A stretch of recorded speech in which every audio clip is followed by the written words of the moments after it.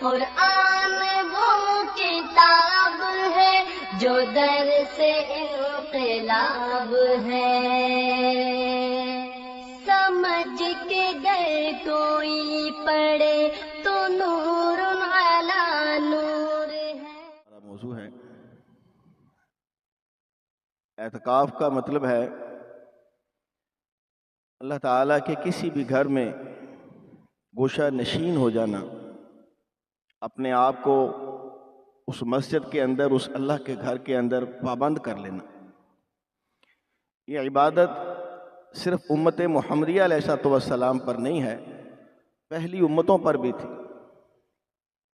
ابراہیم علیہ السلام کو اللہ تعالیٰ نے حکم دیا تھا کہ ابراہیم اس بیت اللہ کو، اس مسجد حرام کو طہر بیتی للطائفین والعاکفین، اس کو صاف ستھرا کریں، اس کو بہترین کر کے تیار کریں طواف کرنے والوں کے لیے اور اعتکاف کرنے والوں کے لیے۔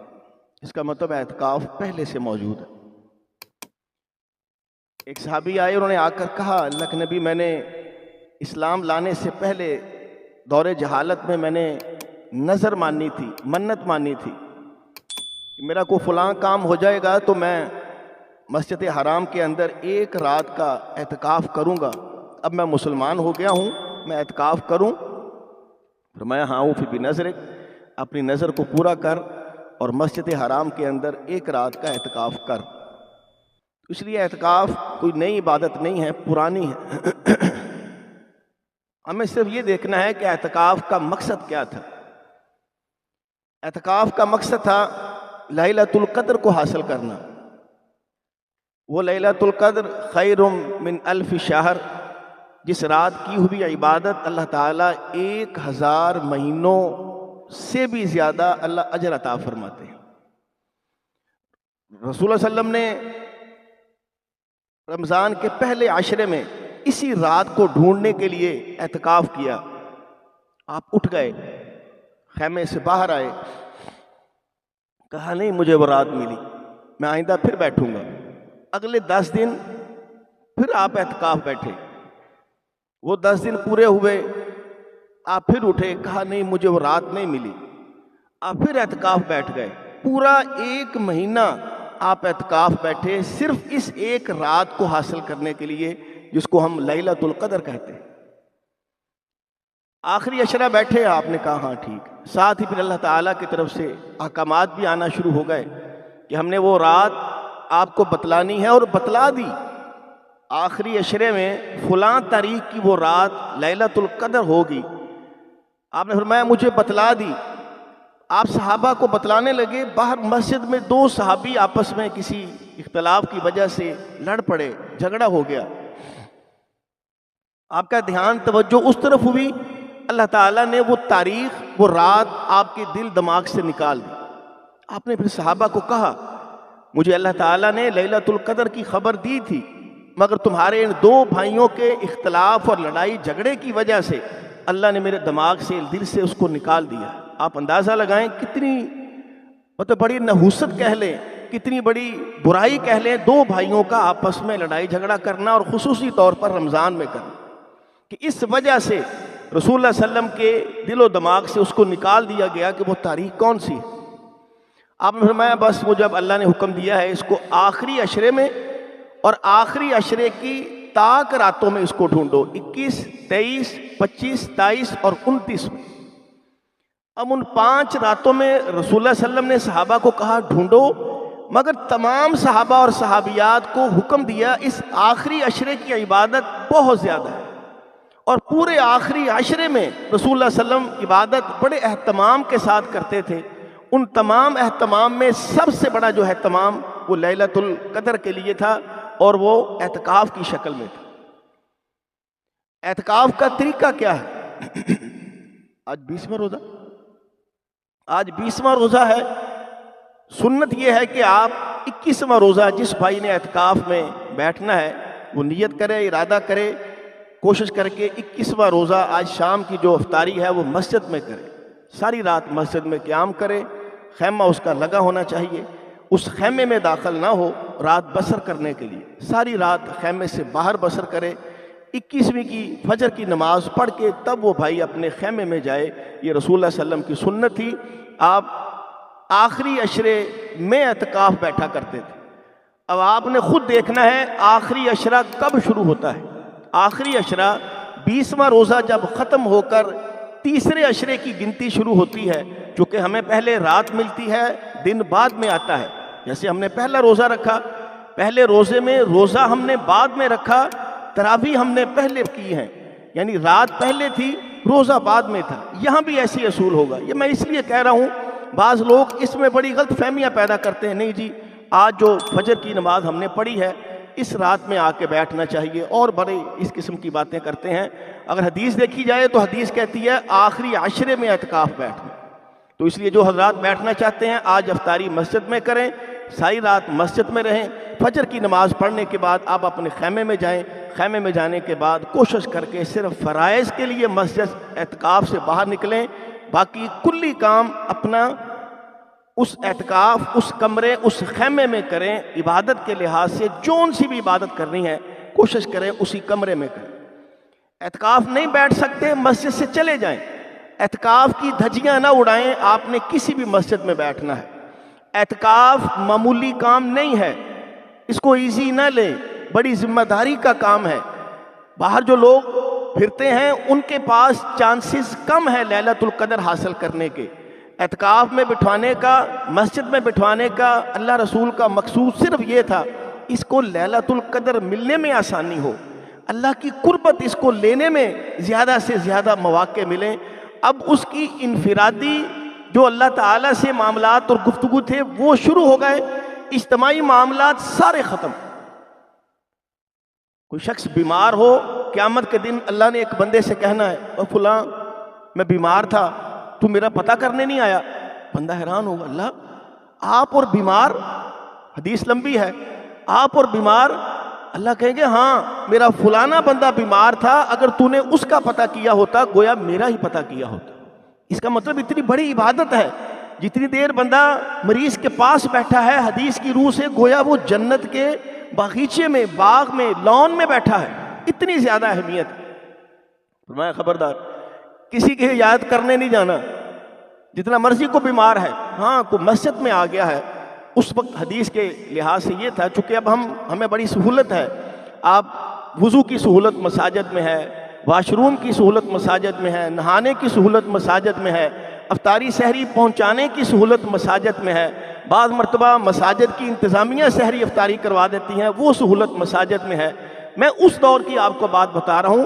اللہ کے نبی نے فرمایا تم جا رہے ہو، جاتے جاتے تم نے کسی سے کوئی بات سنی جی فلانا شخص بڑا شدید بیمار ہے.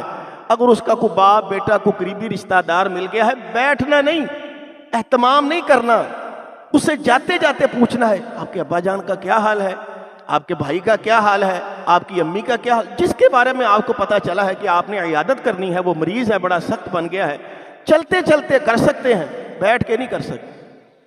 کسی کو افطاری کروانا، سحری کروانا ایسے ہی ہے جیسے آپ نے ڈبل روزہ رکھا. آپ کو سحری افطاری کے لیے کوئی گھر بلائے آپ نہیں جا سکتے. مسجد سے باہر جانا تو ممکن ہی نہیں. آپ کا کوئی عزیز رشتہ دار بڑا قریبی فوت ہو گیا ہے، میت مسجد میں آ جائے تو جنازہ پڑھ لیں. آپ اسپیشلی کھلے میدان میں یا جناز گاہ میں جا کے آپ جنازہ نہیں پڑھ سکتے، اس لیے کہ آپ اپنے آپ کو پابند سلاسل ایک قسم کا کر چکے ہو. نہیں اللہ تیری خاطر، اس رات کو لینے کی خاطر میں نے اپنے آپ کو اس مسجد میں پابند کر لیا ہے، میں نہیں باہر جاتا. ضروریات زندگی کے لیے جاتے تھے، پیشاب پخانے کے لیے وہ لوگ باہر کھلی جگہوں میں جاتے تھے، وہ جاتے تھے. سحری افطاری کے لیے اپنے گھروں میں جاتے تھے، بالکل صحابہ کرام جاتے تھے. اب جب سہولت موجود ہے کہ ہم یہ چیزیں کرنے کے لیے مساجد کے ساتھ ہی منسلک یہ چیزیں مل رہی ہیں، وضو کرنا ہے، پیشاب پخانا ہے، غسل ہے، افطاری ہے، سحری ہے، یہ سب کچھ ہے، اب آپ مسجد سے باہر نہیں جا سکتے.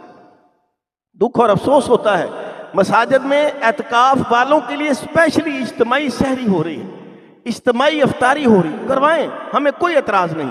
اتنی کہ سینس اور سمجھ صحابہ کرام کو بھی تھی، وہ بھی اجتماعی افطاری اور سحری کروا سکتے تھے. نہیں، اجتماعیت والی ساری چیزیں اسلام ختم کر دیتا ہے جب آپ اعتکاف میں آ جاتے ہیں.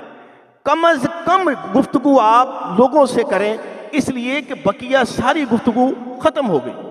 اگر معتکف کو کوئی شخص مل سکتا ہے تو احادیث کی روح سے ہمیں صرف ایک بندہ نظر آتا ہے، اور وہ بھی کسی شخص کی کوئی بیوی ہے، اس کو گھر میں کوئی مسئلہ مسائل ہے، کوئی اہم گفتگو کرنی ہے، وہ آئی رسول اللہ صلی اللہ علیہ وسلم کے پاس آ کر آپ سے باتیں کی، جو مسئلہ مسائل کرنا ہوگا کیا۔ نبی علیہ الصلوۃ والسلام مسجد کے دروازے تک، مسجد کے باہر دروازے تک اپنی بیوی کو چھوڑنے آئے۔ جب رات کا پہر تھا، اندھیرا تھا، ہمارے جیسا ماحول تو نہیں تھا، اسٹریٹ لائٹس جل رہی ہیں، تو اندھیرا تھا، آپ اپنی بیوی کو چھوڑنے کے لیے مسجد کے باہر آئے۔ دو صحابی انصاری گزرے، انہوں نے دیکھا یہ کون ہے، یہ تو اللہ کے نبی ہیں، یہ ساتھ عورت کون کھڑی ہے؟ ایسے دیکھا، ہاں اللہ اور اللہ کے نبی اور ان کی بیوی ہیں۔ جیسے ہوتا ہے آدمی کسی اپنے تعلق والے کو کسی عورت کے ساتھ دیکھے بندہ تیزی سے گزر جاتا ہے، انہوں نے دیکھا اور تیزی سے گزر گئے۔ آپ نے آواز دی، ادھر آؤ،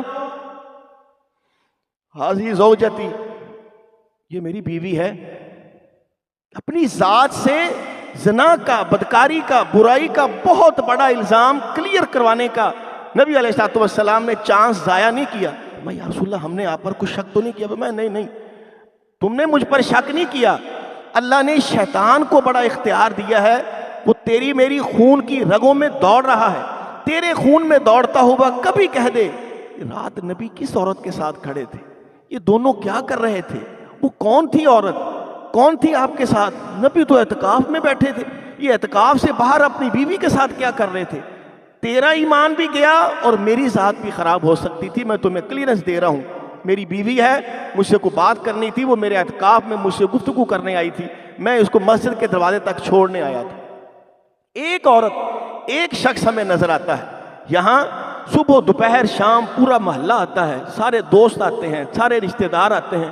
پاکستان انڈیا کے میچ کا کیا بنا، ایران کی جنگ کا کیا بنا، آج سیل کتنی ہوئی ہے، کیسا سوڑی گلی میں صورتحال اور ماحول، کاروبار ہے بھائی، اس کو مسجد سے باہر دفع کرو۔ مسجد میں بیٹھ کر بھی آپ نے یوٹیوب کے مزے لینے ہیں، فیس بک کے مزے لینے ہیں، چھوڑو دھتکار ایسی عبادت پر۔ یہ کہاں کی عبادت ہے کہ مسجد میں بیٹھ کر آپ بزنس کے بارے میں، لین دین کے بارے میں اس کو دے دیے ہیں، اس سے لے لیے ہیں، امی کیا کرتی ہے، بھائی کیا کرتا ہے، چچا، چھوڑو بھائی، اعتکاف میں ہو یار۔ یہ کوئی اعتکاف نہیں ہے کہ آپ اعتکاف میں بیٹھ کر پوری دنیا کی خبر اسی طرح رکھ رہے ہیں، سب خبریں ختم، ہر چینل آف، ایک ہی چینل آن رہے گا، وہ اللہ تعالیٰ اور بندے کا چینل۔ اللہ یہ کروانا چاہتا تھا، اللہ مہر نہیں لگوانا چاہتا تھا۔ اکثر ہمارے پاس بھائی آتے ہیں، عمرہ کرنے گئے، وہ جی ہم ایک دن میں 6 عمرے کرتے ہیں۔ وہ بھائی 10 کرو، ہمیں نہیں پتا آپ 10 کرتے ہو 6 کرتے ہو، جتنی آپ کی طاقت ہے۔ مقصود کیا تھا؟ مقصود گناہ معاف ہو، اللہ رزق بڑھائے، یہ مقصود تھا۔ تو بھائی آپ آدھ گھنٹہ پہلے جو عمرہ کر کے آئے ہو وہ تو پورا ہو گیا۔ یہ ایک دن میں 6 مسجد عائشہ سے حرام باندھنا، یا جہرانہ سے یا تنعیم سے یا کسی بھی میقات والی جگہ سے حرام باندھ کر ایک دن میں 6 عمرے کر رہے، کیوں؟ او بھائی ہمیں بھی تو وجہ بتاؤ، نبی وہاں موجود تھے، صحابہ وہاں موجود تھے، ان کو نہیں سمجھ آئی یار ایک دن میں 6 عمرے کر لیں؟ نبی بھی مدینہ منورہ سے آئے تھے، بعض کہتے ہیں جی ہمیں پتہ نہیں دوبارہ آنا کہ نہیں آنا، تو اس لیے ہم کہتے ہیں چلو ایک دن میں 6 عمرے 8 عمرے 5 عمرے کر لو، اپنی ٹنڈ پہ اس طرح پھیر پھیر کے لو لوان کی ہوتی ہے، عمرے کر رہے۔ یہ مقصود کیا ہے؟ صرف گنتی ہے، ناراض نہ ہوئیے گا، اللہ ماشاءاللہ کسی کی نیت اچھی ہو۔ اچھا ایسا بندہ، میں نے اس کو کہا، میں نے کہا اگر آپ عمرے ایک دن میں 5 کرنے 6 کرنے کرو، بتانا نہیں کسی کو، میں گارنٹی اور ذمہ داری سے اپنا تجربہ آپ کو بتا رہا ہوں۔ وہ آ کے بتاتے ہیں 13 عمرے کرتا تھا ایک دن میں، 6 عمرے کرتا تھا، مسجد عائشہ میں جاتا تھا۔ بھائی تجھ سے پوچھا کسی نے؟ عمرہ اللہ کے لیے ہے، لوگوں کو کیوں بتا رہا ہے؟ ایک دن میں 2 عمرے سنت ہی نہیں ہے، مناسب ہی نہیں ہے، چل تو نے کیے ہیں، تیرا اللہ کا معاملہ ہے، لوگوں کو کیوں بتا رہا ہے؟ لوگوں کو بتانا یہ چیز سمجھ آتی ہے کہ لگتا ہے تو لوگوں کے لیے عمرے کر کے آیا تھا، گنتی کر کے آیا تھا، 5 عمرے 4 عمرے 3 عمرے، توڑ چھوڑ کیا بات ہوئی، 6 عمرے 7 عمرے کیے، ٹھیک ہے اللہ قبول کرے، لوگوں کو نہ بتاؤ۔ پھر اللہ تعالیٰ اس قسم کی ریاکاری والی عبادت نہیں پسند کرتے۔ یہ ریاکاری والی بات ہے، فلاں شخص اعتکاف میں بیٹھا ہے، حرام سے بچنا تھا پورا سال، اور ادھر چاند نظر آتا ہے تو ڈھول آ جاتا ہے، پورا خاندان پوری برادری اکٹھی ہو جاتی ہے، پھول کی پتیاں ڈالی جاتی ہیں، ہار ڈالے۔ او بھائی کیوں؟ کیا ہو گیا؟ جنت کا سرٹیفکیٹ لے آیا وہ؟ رسول اللہ صلی اللہ علیہ وسلم صحابہ کو سرٹیفکیٹ نہیں ملتے تھے، ہم کس طرف لگ گئے ہیں؟ نبی علیہ السلام کی زندگی میں بخاری شریف کی حدیث، رسول اللہ صلی اللہ علیہ وسلم کی بیویاں اور رسول اللہ صلی اللہ علیہ وسلم اور صحابہ کرام سب مسجد نبی میں اعتکاف کرتے تھے. جیسے آپ نے خیمے لگائے ہیں، اسی طرح پیچھے والی سائڈ پہ عورتوں کے امہات المومنین کے خیمے تھے. عورتیں مساجد میں اعتکاف بیٹھتی تھی، گھروں میں نہیں بیٹھتی تھی. گھر میں کسی نے بیٹھنا بیٹھے، ہمیں نہیں اعتراض، مگر برائے مہربانی اس کو اعتکاف نہ کہیں. وَأَنْتُمْ عَاكِفُونَ فِي الْمَسَاجِدِ، قرآن کی آیت کہتی ہے کہ اعتکاف صرف مسجد میں مرد نے کرنا ہے، عورت نے کرنا ہے. ایک دن کے لیے کرنا ہے، ایک ہفتے کے لیے کرنا ہے، 10 دن کے لیے کرنا ہے، 1 مہینے کے لیے کرنا ہے، مرضی ہے آپ کی. 2 دن کے لیے، 4 دن کے لیے جائز ہے، مگر مسجد کے اندر. مساجد میں انتظام نہیں ہے عورتوں کا تو بھائی چھوڑو، یہ کوئی فرض ہے. فرض ہم سے پڑھے نہیں جا رہے تو آپ نے لازمی کو سنن ہی پوری کرنی ہے. روٹیاں پکانے، کھانا پکانے، ناشتہ، یہ وہ، اس سے تو نہیں جان چھوٹ رہی، کہنا بھی نہیں چاہیے. مگر جو عورت عبادت کرنا چاہتی ہے اعتکاف سے، اگر کسی مسجد میں اہتمام ہے، مساجد والوں کو اہتمام کرنا چاہیے. عورتوں کو بٹھانے کی، بیٹھنے کی اجازت ہونی چاہیے. یہ امہات المومنین صحابیات رضی اللہ عنہم کی سنت ہے. نبی علیہ السلام مسجد میں آئے، دیکھا پیچھے خیمے لگے، کافی سارے خیمے. کس کا ہے؟ فرمایا جی آپ کی فلانی بیوی کا، وہ فلانی کا، وہ فلانی صحابیہ کا، وہ اٹھاؤ اس کو، سب خیمے اتار دو. رسول اللہ صلی اللہ علیہ وسلم نے سارے خیمے اتار دیے. میں یہ بات کے لیے بیٹھی ہے، آپ کے دل میں بات آئی کہ شاید میری بیویاں آپس میں کمپٹیشن کی وجہ سے ایک دوسرے کو کہ فلانی بیوی اللہ کے نبی کی بیٹھی ہے، فلانی بیٹھی ہے، چلو میں بھی بیٹھ جاتی ہوں. اس چیز کو مد نظر رکھ کے صحابیات نے خیمے لگا دیے. اللہ کے نبی کو پسند نہیں آیا، آپ نے وہ خیمے اتروا دیے. پھر میں نہیں، مجھے مناسب نہیں لگ رہا، اٹھاؤ اس کو. اچھا، خود کیا اہتمام کیا؟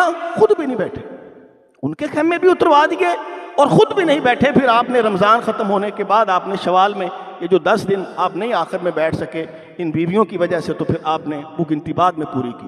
مقصد کہنے کا کہ عورتیں اعتکاف رسول اللہ صلی اللہ علیہ وسلم کی زندگی میں مسجد میں بیٹھتی تھی. آج آپ یوٹیوب کھول کر دیکھ لیں، ہر بندہ یہ کہہ رہا ہے گھر میں بیٹھے جی، گھر میں بیٹھے جی. او بھائی کوئی ایک عورت تو دکھاؤ، کوئی ایک صحابیہ تو دکھاؤ جو گھر میں اعتکاف کر رہی ہو. انہیں جی مساجد کا ماحول نہیں ہے، مساجد کا ماحول نہیں ہے رات کا. اچھا، رات 2 بجے تک سوڑی گلی کا ماحول ہے، آپ کی عورتیں چلی جائیں. جوان بچیاں سوڑی گلی میں رات 2 بجے تک چل پھر سکتی ہیں، شاپنگ کر سکتی ہیں، وہاں بڑا تحفظ ہے. وہاں تو لگتا ہے آپ کے ابے اور آپ کے بھائی بیٹھے ہیں، بڑا ان کو یقین ہے ہماری بیٹیوں بہنوں کو کوئی کچھ نہیں کہے گا.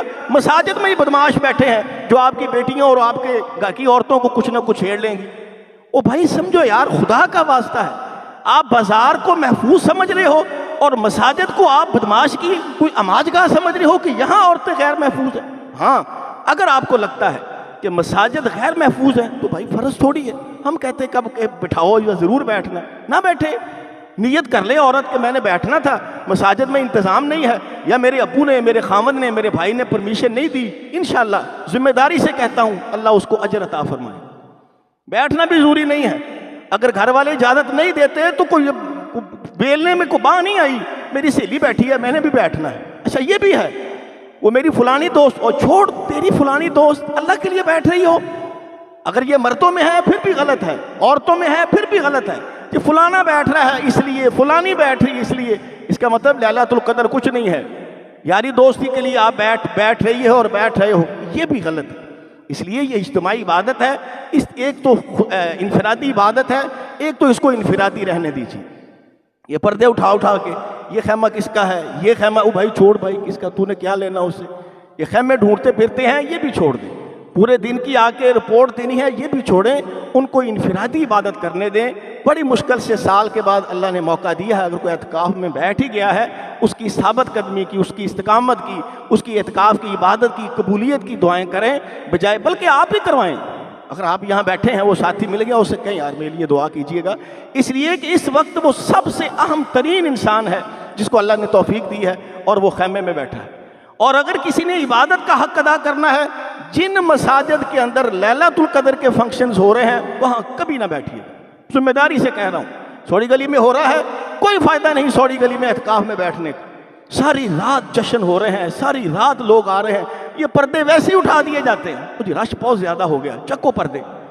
میں نے کہا ان کو، میں نے کہا یار جب تک چاند نظر نہ آئے ہمیں کوئی ایسی حدیث نہیں ملتی کہ رسول اللہ صلی اللہ علیہ وسلم نے خیمے اتروا دیے. اٹھاؤ ان کو.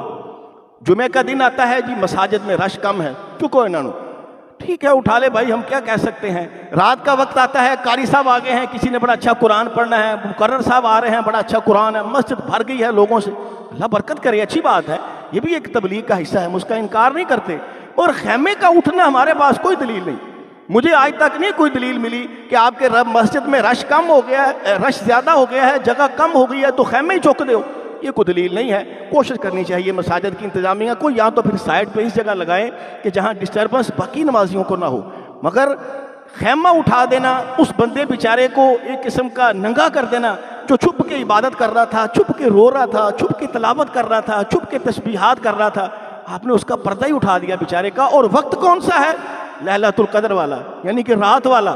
رات کو ہی اس نے چھپ کے لیلۃ القدر ڈھونڈنی تھی, آپ نے اس کے رات کے ہی پردے اٹھا دیے. چل تیرا بڑا اعتکاف, کیا فائدہ ہے اس. اعتکاف والوں کے ساتھ خصوصی محبت کریں, ان کو خصوصی اہتمام کے ساتھ ایسے ہی رہنے دیں. یہ جو میں خصوصی ان بھائیوں کو یا انتظامیہ کو کہہ رہا ہوں جن مساجد میں یہ لیلۃ القدر کا ڈھونڈنے کا انتظام ہوتا ہے, اللہ ان کی نیکی عبادات قبول فرمائے. جو حق ہے اعتکاف کا بہت مشکل ہے, اس کو آسان اور ایزی نہ لیں. اجتماعیت ختم کر کے انفرادیت میں آنا ہے. اللہ مجھے اور آپ کو بیٹھنے کی بھی, اور اگر بیٹھ گئے ہیں تو حق ادا کرنے کی توفیق عطا فرمائے. وما علینا الا البلاغ. السلام.